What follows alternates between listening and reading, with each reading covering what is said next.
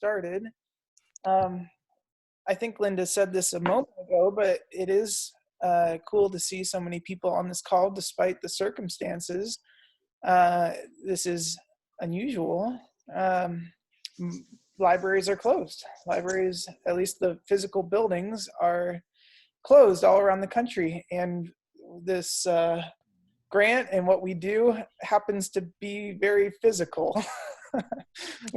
Code clubs, right? So we wanted to use our normally scheduled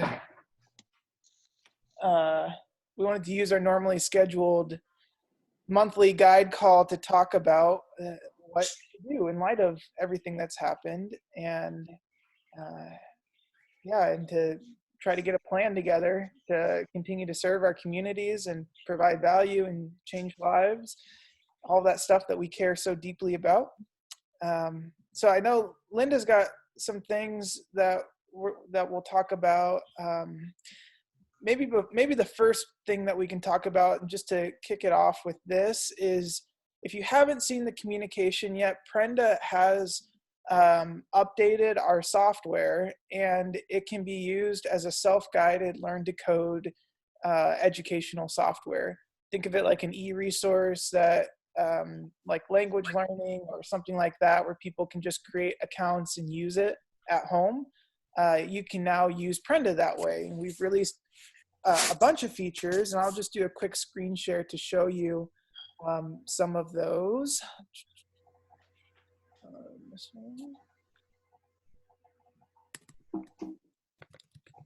All right, so on the admin side, there's a bunch of new things. I think I sent out an email last time. I'm thinking of it, maybe I only put it on Facebook, but there's a bunch of new features. The design is slightly different, same idea. Basically, there's a bunch of like helper videos that if somebody doesn't know what to do in a certain section, the video will pop up and it will kind of orient them to that. Instructions are a lot better for getting started. So if somebody logs in at home and they've never been a part of a code club, it'll walk them through how to do that a lot better. And then of course the sign-off code is gone. So you just click the button and you can move on to the next thing. So that was the big thing, but all of that is there. You can just send out the link to people in your community and they can start learning how to code at home. And so, yeah, so that's all available for you guys now. And I just wanted to kind of show you that real quickly. I see a question, when do the helper videos appear? The helper videos appear for new coders the first time that they create an account. They'll pop up automatically on each of the individual page that the videos go over. And then if they want to get back to them later, there's a little icon in the bottom right of the screen that they can click on and rewatch them. So if you log in as a coder right now, you'll see all of that. It's available to you. So with that in mind, the first thing that I think all of us can do is send out communication to your communities by email or social media and just get the word out. Hey, schools are closed, libraries are closed, but we have this amazing educational software that's available to you guys at no cost.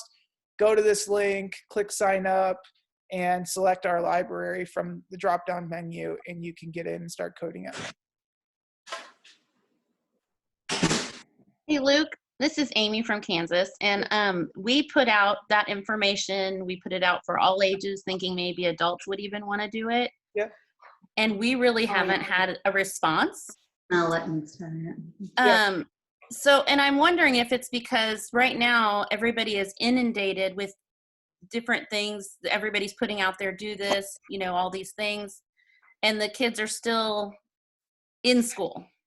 So they're already on their devices for school, and maybe that's why they're not getting on now. I don't know. We did that as well. This is Myra from Sabetha, Kansas.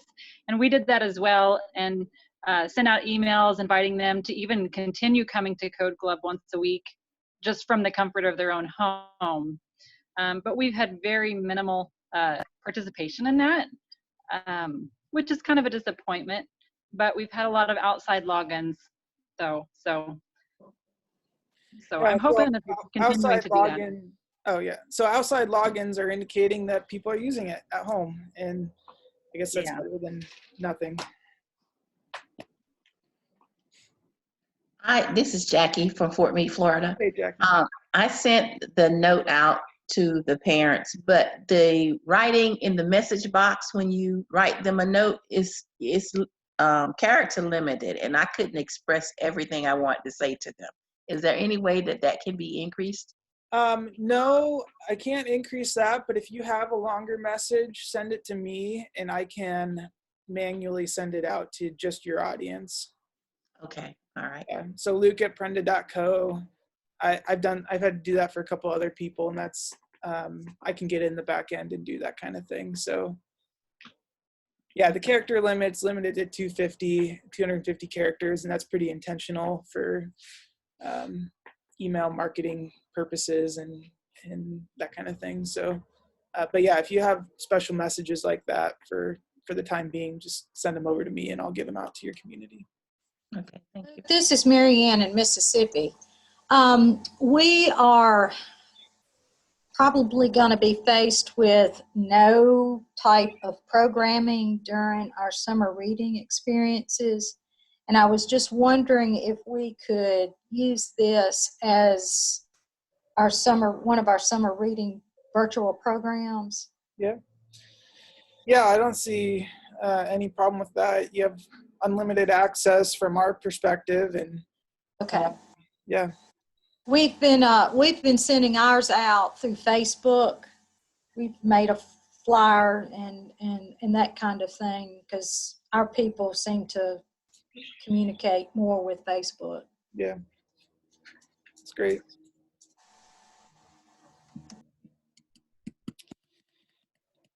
Well, yeah, so I think I just wanted to say that's possible. It's possible to use it at home now. If you haven't communicated with your patrons yet about that, I'd encourage you to do that. That way you're able to provide some value to them and at least make it available. You can't, force anybody to use it. There's a issue that's come up in the comments now a couple times about lack of internet access, and that's going to be a real thing, especially for this grant cohort in small and rural libraries. It's going to be common to be in places that your patrons don't have internet access, and so this is not going to solve that problem. All right, so that's where I wanted to start today. I'm going to hand it off to Linda to maybe steer just a conversation, kind of generally checking in with you guys. Thanks, Luke, and hello again, everyone. Tyler, that comment about the CARES Act, so Luke and me and Eric at the North Dakota State Library and Crystal, who is the evaluator for this project, met earlier today, and I asked about the CARES Act and how this all fit together. So Tyler, so the CARES Act, I won't put you on the spot, Tyler, as I'm prone to do. The CARES Act is part of the stimulus funding that, if I'm saying this right, that the Congress has approved, and through state library agencies in each state, there's funding for supporting libraries during this time, and some of it is through digital access and tools. So we were talking about Wi-Fi hotspots as one way to do that. And so, yeah, you could check with your state and find out what they're doing. Eric mentioned a few things they were working on as a part of that in North Dakota. So that's a perfect segue, though, to talking about what we wanted to talk about, which is how we work with this amazing cohort over the next however many months it will be, because even when libraries reopen to the public, things could be very different in terms of if and how you do programs, where people can sit next to each other, and when we get back to actually having opportunities where you and young people can collaborate in close proximity to each other. So we were talking this morning about the best ways to do this, Eric, Luke, me, and Crystal, and came up with a couple of ideas, but we wanted to know what you are thinking and what would be helpful to you. So one thing that we talked about was, since this project is about coding, but also helping library staff, such as you all, facilitate coding, we wondered if it would be useful to do these Zoom sessions that gave you a chance to use some of the Prenda tools and then teach each other during these sessions about using them, so you would get practice. Marianne is shaking her head yes, or just like shaking your head. So that's the kind of idea we're thinking of, is like, how do we harness and work with you all and give you a chance to learn during this time? Yay, thank you. I love these new reactions on Zoom, the thumbs up and the clapping. So thanks for the applause.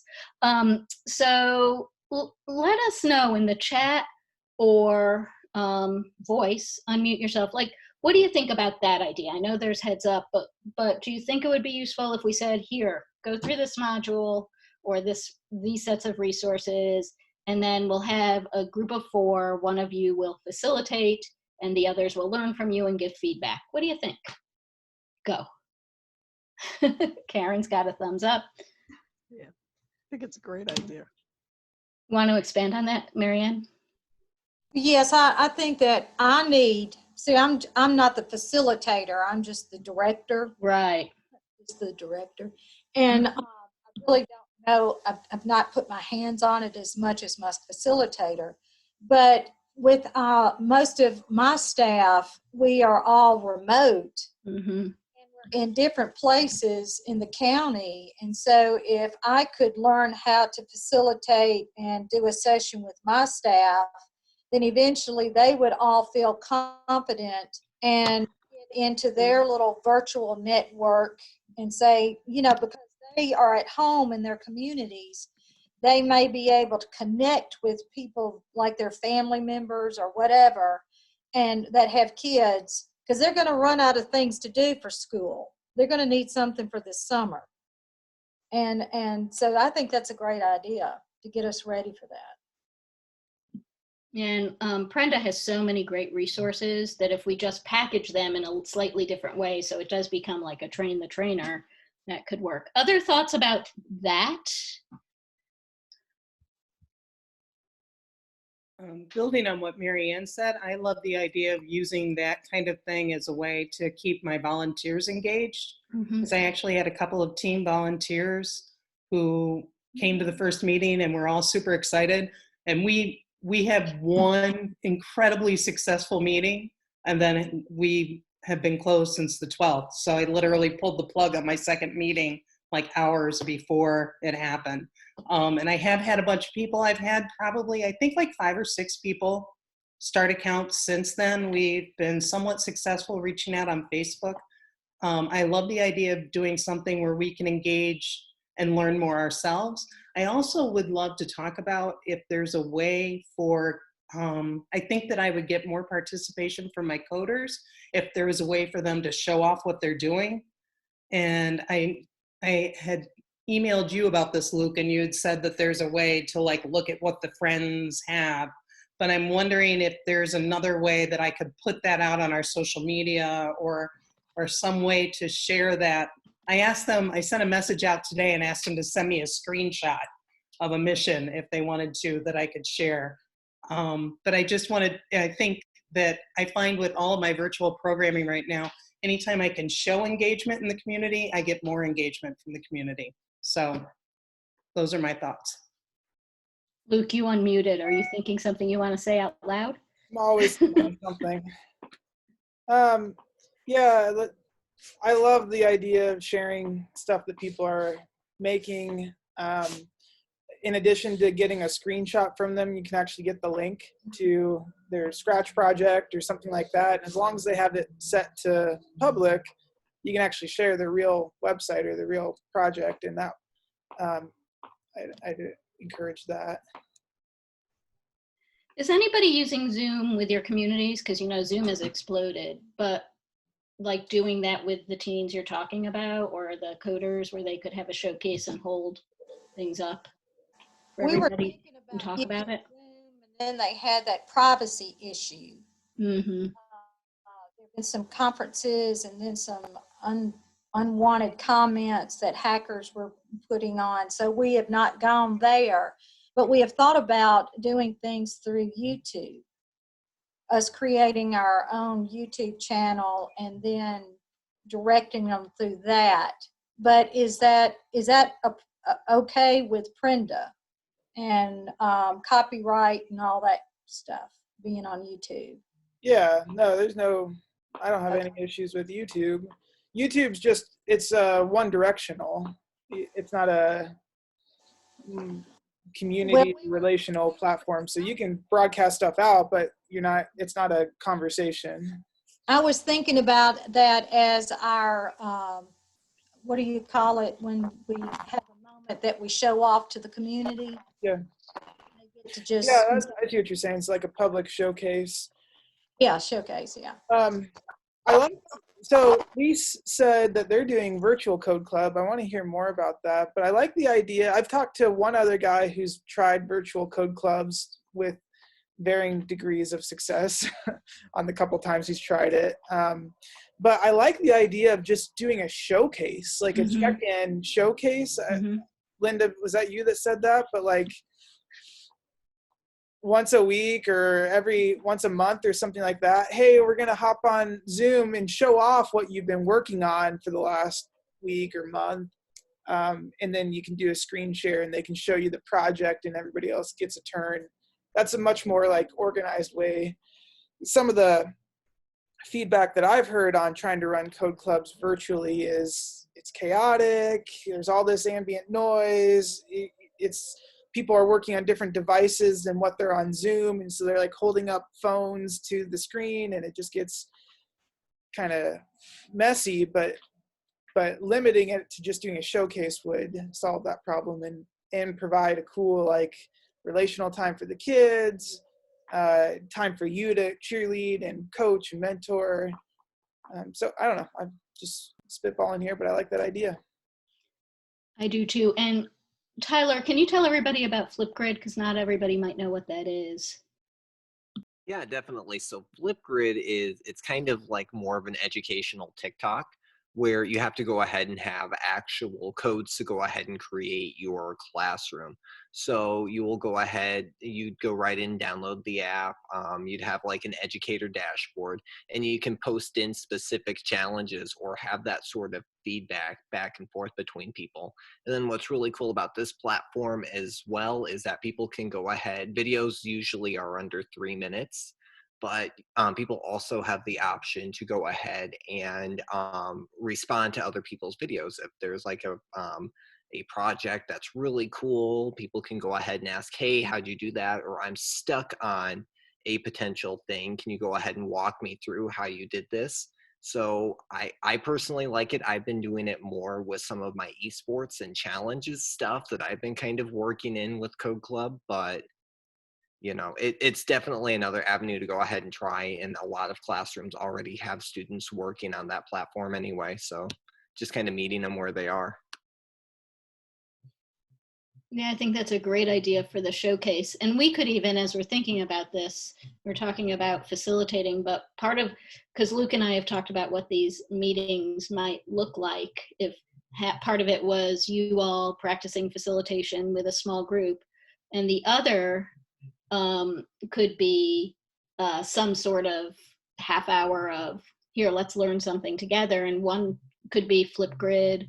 And other people have been talking a lot about Padlet lately as a way to connect. So that could be an interesting thing. And even someone asked me, can you do a session on how to use the special features of Zoom? So, you know, like breakout rooms, which we hope to use with you all, and reactions and things like that. So that could be very cool. So it's, somebody get I just wanted to shout out real quick. Judith Williams from West Virginia just posted a link in the chat to a Scratch account from NASA where they do cool projects in there. And I just pulled it up and it looks very cool. So just wanted to say that's in the chat. Thanks, Judith. So that's one, we've been bounced from there. We've had had one idea. Oh, and I also want to mention, somebody said something about radio, because you were talking about getting the word out. I am obsessed with the idea of radio in rural communities these days, because it seems like that is a really good way to get the word out. And also, I've been obsessed with the idea of having, you could do Code Club, I suppose, because call in, right? So you could have a radio call-in show where the library does Code Club. People call in, talk about what they're doing, ask questions. Might be really hard. But I think there's opportunities, because although somebody said to me last week or the week before, who has a radio? I have a radio. People stream all the time now. But I think that it's a really interesting idea for getting the word out and letting people know. And also your newspaper and public access TV, I suppose. So, okay, people like that, Luke. People like our facilitation idea, our group facilitation idea. So what else do you see as a need, or how we could help you to use Code Club today, but also once you get back, right? Because the environment is probably going to be different once you get back. So are there thoughts about how questions or thoughts about how we can prepare for Code Club in a few weeks when you're back in your libraries, and what you might need for that?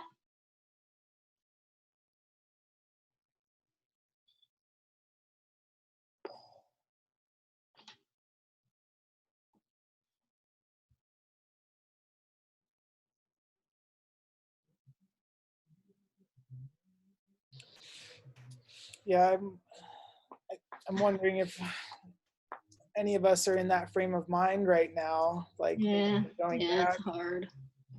I had another idea about how to help right now, in the here and now.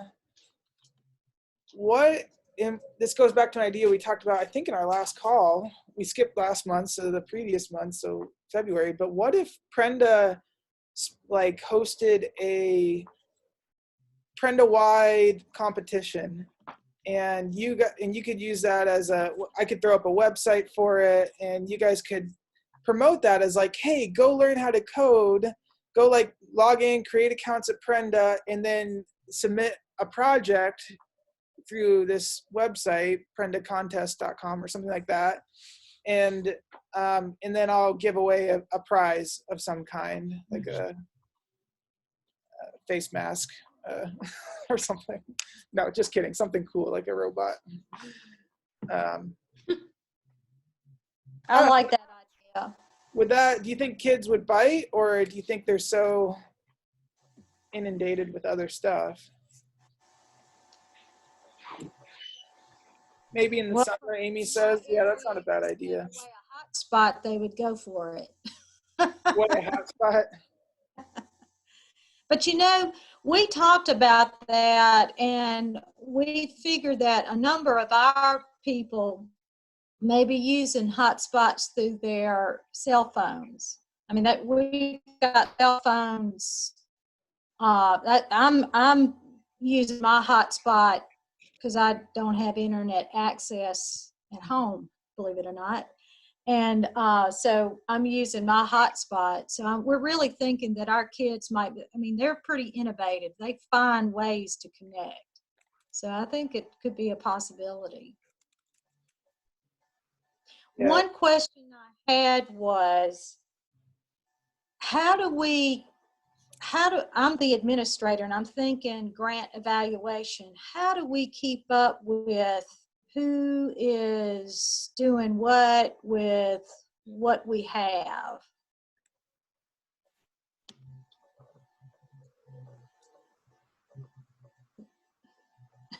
So you mean, Marianne, you mean now, like what the tools and resources you have, who's doing what right now? Is that what you mean? Yeah, just how do we keep, I know we could keep up with our original club members and that kind of thing.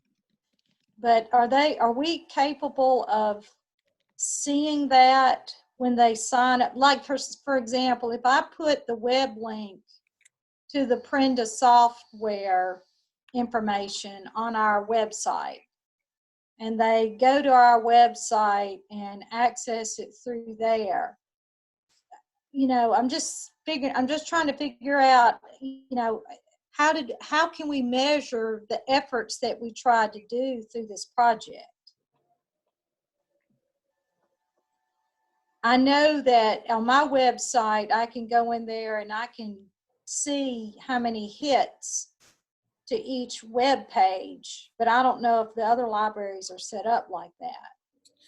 Well, if nothing else, like in Prenda, we have clear statistics on how many users there are, how much they're engaging for each library. So like you could pull up your library right now and say, we've got 30 kids who have created accounts, they've completed 50 projects and 150 workouts, and they've spent 300 hours coding over this date range, and that's all built into our system. So that stuff at least is there. Is that the kind of statistics that you're looking for? Yeah, so that's built into the Prenda system. If you don't know how to get there, let me know. It's in your admin dashboard. There's a page called statistics. And then there, just as part of the grant, like there's the online journals that you guys are doing, and that's being used to gather research and data for this project. But those are kind of linked to your Code Club meetings, so we might have to think about how we adjust expectations for those journals.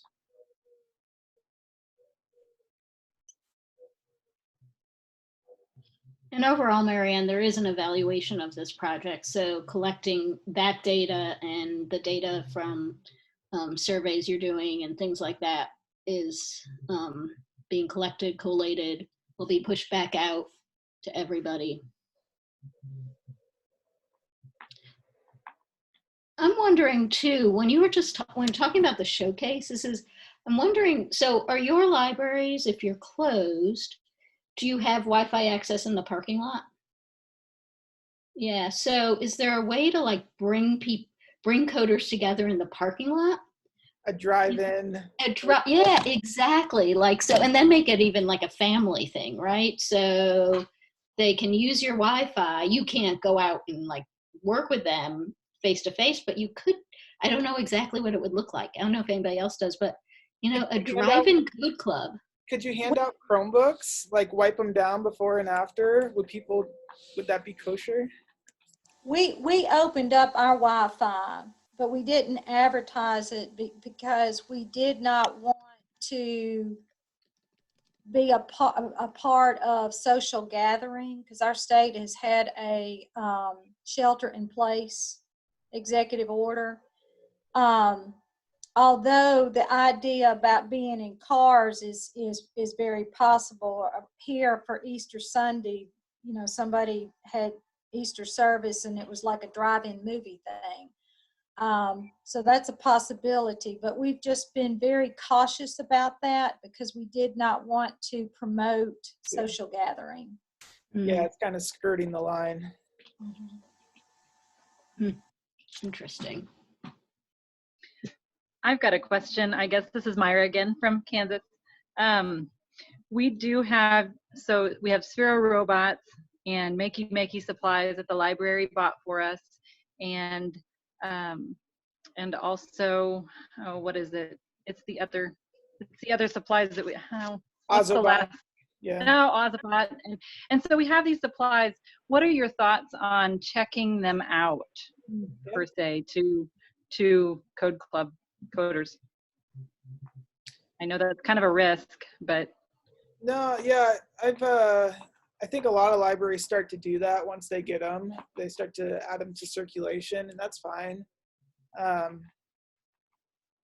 Just like, I don't know, catalog what is a part of it. Makey's got like 18 wires and a bunch of stuff. So if you don't get it all back, you're gonna be able to do less and less each checkout. If I might interject for a moment. Yeah, go ahead. Okay, we have 3 Sphero minis and 2 regular Spheros and then 2 Dash robots, which I'm staring at right now. And I cataloged them, and actually they've started going home with our staff, who have started making just random little videos and how-tos on them. And then we've been posting it to our Facebook, and my plan is to start rolling it out to our YouTube page as well. But our goal in doing these videos is for when the kids come back, they'll have a general idea. They'll already be introduced, like, okay, this is a robot, this is what it can do. And then it'll probably be easier with the step-by-step, hey, do you remember when you saw this? And then try to lead them through that way. Or at least that's kind of what we're thinking, how it's going to work. Tamika, are you saying something? Oh, no, ma'am, I'm sorry. Okay, that's all right. You lit up, and sometimes it's just you like a hand moves and you light up. So just want to make sure. I'm sorry. No, that's okay. Not a problem. I wonder about those videos too, Julianne, if there are, I mean, I know you said that the staff are doing it because they're your tool, your resources, but thinking about who said there, Sandra, did you say your teens were like wanting to do something? Who was it? Yeah, so having them make those videos could be really cool. Yeah, actually, I love that idea. But I don't have a way to get materials to them. I wouldn't have them come to the library. I was thinking when you said that about the drive-in thing, like I don't trust the impulsive nature of my youth friends to not, if they see their friends across the parking lot, not to go for that hug before I could body block them, you know, like I just, but I do have, like I said, I reached out, I emailed my teen volunteers and just said, hey, you know, I appreciate your support and we're still doing this online. And, you know, I didn't want to say, hey, I saw you logged on, because I don't want to look like a stalker, but I know that they have kind of been puttering around. So I want to keep them engaged, and I'm just looking at ways to do that.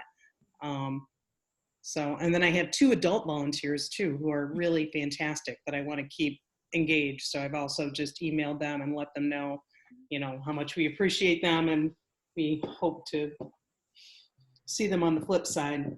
So, you know, Sandra, one thing that we did do that you could possibly do with your kiddos, we've actually started contests to name our robots, and we've rolled those out as polls on Facebook and had the public like submit names, and then everybody votes on them. So you could have your robot naming ceremonies before, and then introduce the robots once your teens get a hold of them. I love that idea. I love the idea of, I did actually for our board, we had an appreciation event right before this all happened for our board of directors and our corporators and so on. And I actually broke out the Ozobots and to tell them like about Code Club, and I had it all set up so it like spelled out Code Club and the Ozobot followed it. And they were like absolutely like, oh, you know, these like 60-year-old ladies were all like hovering over the table. It was really a lot of fun. So I love the idea of doing something with the Ozobot on our Facebook page with the video. And I love the idea of doing a contest to name it that. That would be super fun. So, yay! So far, we we have a takeaway for the day. Julianne, were you saying something else? Well, I'm just saying our first robot's name is Q, because apparently it looks like a cue ball. Oh, I thought it was a Star Trek Next Generation reference. Could be for some people, Luke, like you. I mean,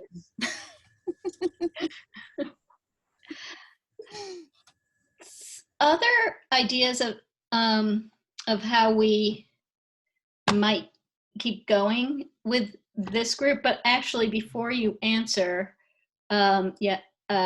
Zachary, will you tell us more about, and put me on the spot, Zachary, about what you were saying about your STEM partnerships and what you're working on? Put that in the chat. There you are. So, this is Mr. Z. This is Zach. I'm at home, so if you hear a cat in the background, that's my cat Holly. Yeah, so I too have been kind of struggling a little bit with Code Club. We obviously want to see our people. We want to be in the building, and we've put out information about how folks can do stuff at home. However, partnerships are key to everything, and so I'm reaching out to a lot of our STEM partners, whether it be at the university level. We also have a NASA grant, so I'm reaching out to those folks. And I want to design a badge system where if once they develop something and they want to showcase it, that part of their audience will be some of these STEM partners. And then we're looking at doing virtual field trips. So like a field trip to the Jet Propulsion Laboratory at NASA, and kind of showcasing some of those STEM field practitioners of things that these kids are doing to kind of give them an added bonus. So that's kind of where I'm at with, kind of generating some opportunities and giving kids time to want to participate. So got to figure all that out though. So Thanks, Zachary. So you're planning for the future. kind of. I mean, we just obviously don't know when we're going to be open again, and we're doing everything virtually right now. So that would be an opportunity, but it's going to take some time. So Zach, I forget where your library is. Are you guys in California? oh my gosh, I would love to be in California. No, I'm in Iowa. And I you love could- Iowa, but I love California. So You could take a group to JPL from Iowa. well, so okay, I should be very careful how I say this. Yes, I'm a librarian. We make millions to people out. No, we have NASA does virtual field trips, and so in the past I have reached out to folks at different space centers, and then we set up Zoom or Skype, and then they do a tour while we're in Iowa. So it's pretty cool. That's awesome. I would love to go there, but I can't. I'm not Magic School Bus, so I can't fly everybody there. So, but it's neat for them to have an opportunity to see some of these professionals in action and stuff. So, Yeah. So somebody just put in the chat, Hope, our issue is that most of our kids do not have any Wi-Fi access. So we really haven't solved that problem yet. We've just acknowledged that that's a real problem right now. I'm wondering though, is there a solution? Like if there were a one-page thing front and back that was loaded with no tech or low tech coding activities for kids to do, would you have a way to get them to those people, get that one pager? Could you mail it, or could there be a pickup place somewhere where they could pick up a piece of paper?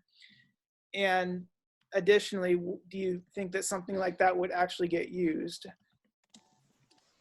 I think so. I just got through with a meeting planning for summer reading, and we're planning takeaway activities to give out from the library. And there are non-tech coding activities out there. Yeah.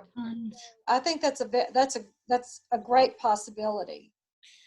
Well, I'm all for kind of leading the creation of that document. I don't think it would be that hard, but what I would ask is for participation and input from all of you guys on low tech and no tech coding activities that you've done. And maybe what I'll do is start a Google Doc and make it public so that you can all contribute and send out the link. But if you've got an idea, like drop it down in there, or a couple ideas, and then I'll kind of curate it and design it into a nice one pager, probably front and back, and maybe you can print off a stack at your library and email them, or not email, print off a stack and then have them mail them out, or have a pickup spot for people. That way, for those of you that don't have internet right now, or your patrons don't have internet right now, they have some way to engage with coding. Can I ask a follow-up or piece of this? Because I'm wondering about families and caregivers and parents. Like if there's something to that, and this is more work than what we're talking about at this level, but thinking about like if it's not just about the activity, but it's like, how do you help the young person think about what they're doing, right? So I wonder if there's like a small caregiver facilitator guide. I don't know exactly, and I'd be happy to work on that with people, but right, so if you're doing paper airplanes, which could be a unplugged coding activity, here's some things to talk about while you're building the paper airplane, right? Yeah, maybe it's front and back, and one side is how to teach and the other side is activity. Yeah. And What do maybe, people think? maybe we can try to squeeze in like 5 activities. We've been doing make and takes out in front of our library. So I'm in Massachusetts, and we have a non-essential business. You know, we're not in a actual shelter in place. We're not in a stay at home, but we are under all social distancing and so on. So our library, all of our town offices are working minimal hours. We're considered essential, one person in the library at a time. But we've been putting out a little free library in front of the building, asking people to respect social distancing, and we've been stocking it with books for all ages. And I've been making make and take activities for all different ages. And one of the things that was really popular was Fortnite and Minecraft have all kinds of great little activity sheets. Some of it is coding, some of it's some of it's like dot to dots and coloring and whatever, but they're all kinds. So I've been putting together different activity sheet or activities or crafts or whatever for different age groups. And those have been really, really popular. So I'm thinking about, like, I've missed the opportunity to like attach my Code Club flyer to that or stuff in the bag. But I'm writing that down right now. But I do like the idea of taking that the next step and making that connection to the Code Club. But the little free library has been hugely popular. We have a lot of people, we're in a little town, of course. We have a lot of folks without internet at home. We have a lot of folks who don't have a lot of resources, so who relied on the library. So a lot of them have been coming and taking things that they can just keep. Our biggest problem has been keeping people from leaving donations. That's really been my hardest thing. So, but I think they get it now. So. That's great. Julianne, this is a great PDF. Actually, I can't take credit for it. I only advised on it. It was actually one of our part-time staff members that put it all together. She took the robot home and then just went with it. So, and then we consulted and she did an amazing job. So. Cool. I like it. Well, and Luke, I like your point about everybody working on it together, because that keeps us all engaged in this code club while all this is going on. Well, and go ahead. Well, I was just gonna say I can kind of play point on it and get the stuff set up and communication sent out for how to contribute. And let's put a timeline, like a deadline of trying to have content for a front and back 1-page. It should probably be no tech rather than no tech / low tech. So no tech coding ideas and how to teach to your kids or the kids that you're in contact with. What do you think? 2 weeks out?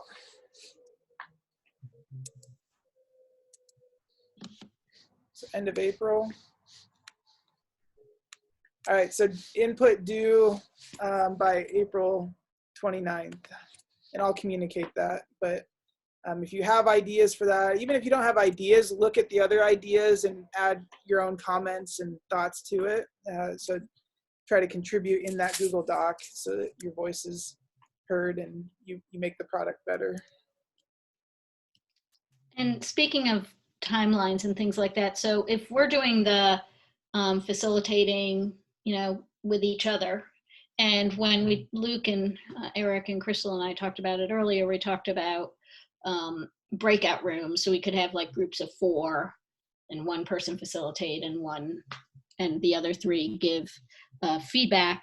How often would you like to do that? We have to put those materials together too, and we will do that ASAP, but once a month to me seems a little bit too limited, but that's me. Every other week, is that too much? Luke, I can't remember if we talked about this morning in terms of time frame and how often we wanted to do these, but what are people thinking about how often you'd want to get together? Once a month, every other week, more or less?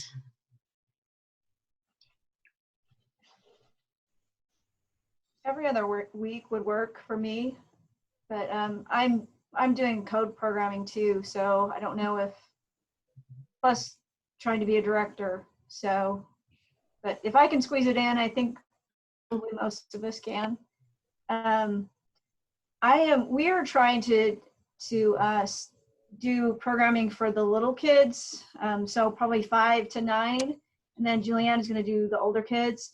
So if anybody has any ideas that they're targeting those the littles, that's non-techie, let me know. Our rural community does not have a lot of access to technology and iPads. So I am doing like brief videos. If anybody else is doing that, please share, because those things, I've already put like 5 hours into a video that is about 7 minutes long. It's ridiculously, it's so labor intensive. So maybe if we could share what we're doing, maybe we don't have to work so hard all the time. Yeah, in that Facebook group, that's where that kind of sharing and communication can happen. So if you're not on the Facebook group, I'll drop the link for it in right now, but there's a Facebook group just for this cohort.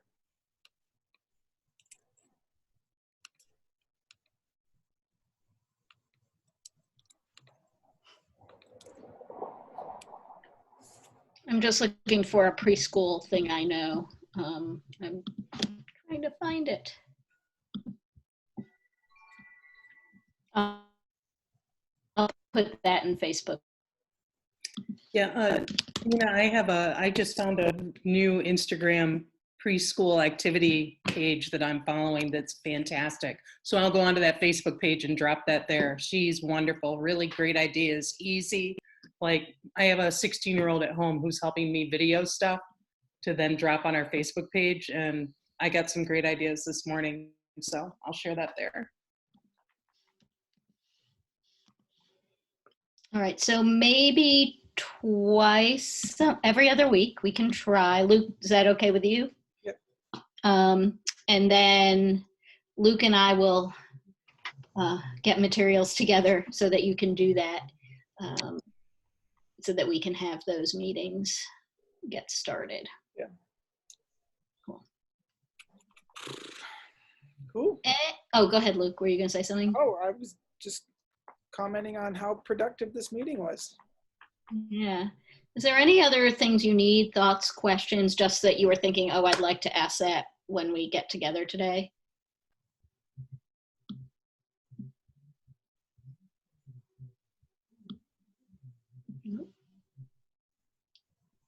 Anything else on your end, Luke?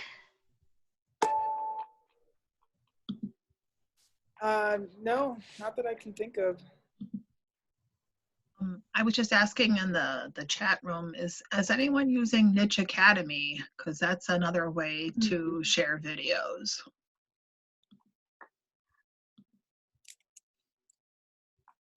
Never heard of it, so I'll have to look into that. Mitch Academy is,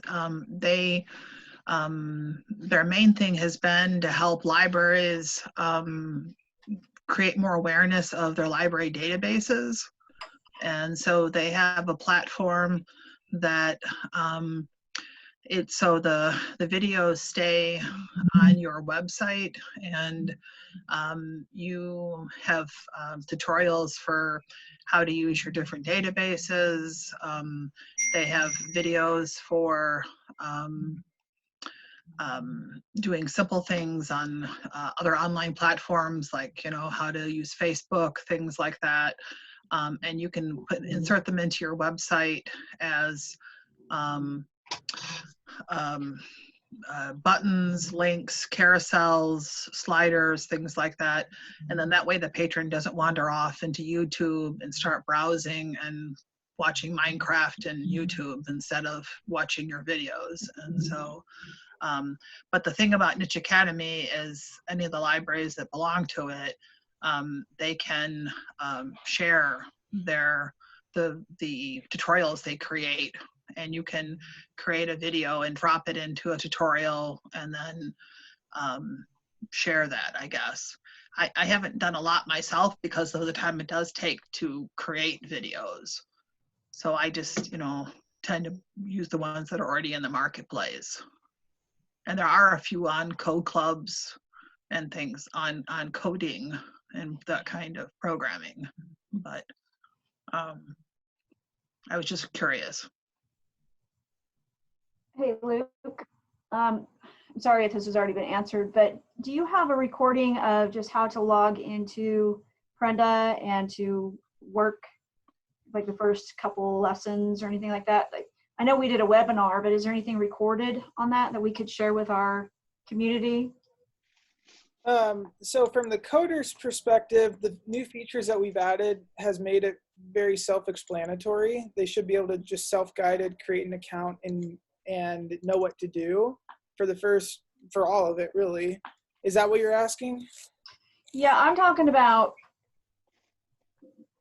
I don't know if you worked in a library, but there is a lot of technologically challenged people. Mm-hmm. So we're talking difficulty just logging into a browser, logging into the internet and getting onto a browser and on, into a web page. So you have a parent who is struggling with technology and trying to help their child with Code Club. That might be a tutorial, might be something that would be helpful. I mean, I was gonna just do one for our community, but if there's one already done. I can make a video about how to log in or how to create an account for the first time. Is that what you're asking? Yeah, just go back to the basics. Yeah, I can do that.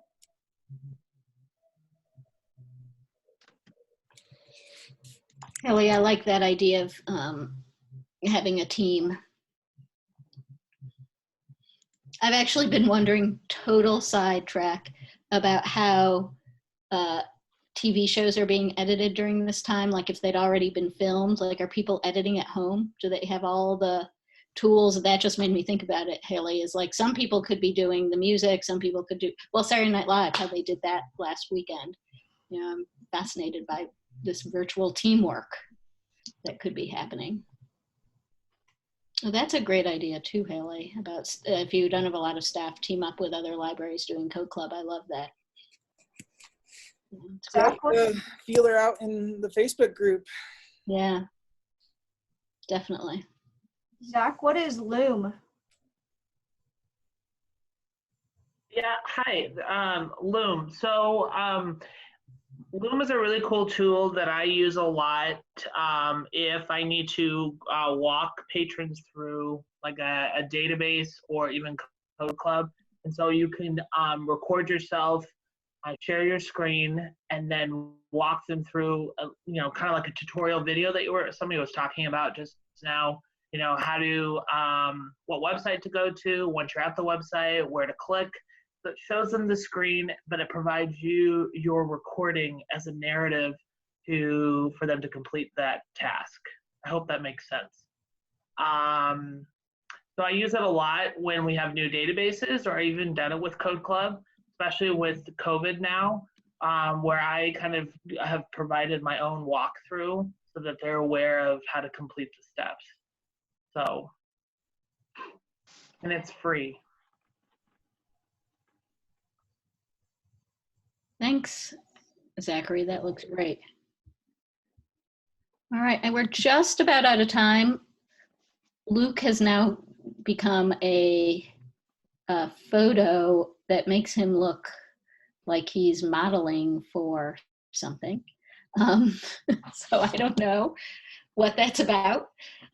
So thank you all for being here today. I really appreciate it. And we will definitely make sure that these things show up on the Facebook page. Look for more info both on the unplugged analog, how to facilitate learning at home document that Luke's going to start, and then also the facilitation practice we're going to do as a group. Thanks, everyone. Luke, I don't know where you are, but it's been a pleasure. Thank you. This has been really helpful. Bye, Good. guys. See you next time. Bye, everybody. See you next time. Bye-bye.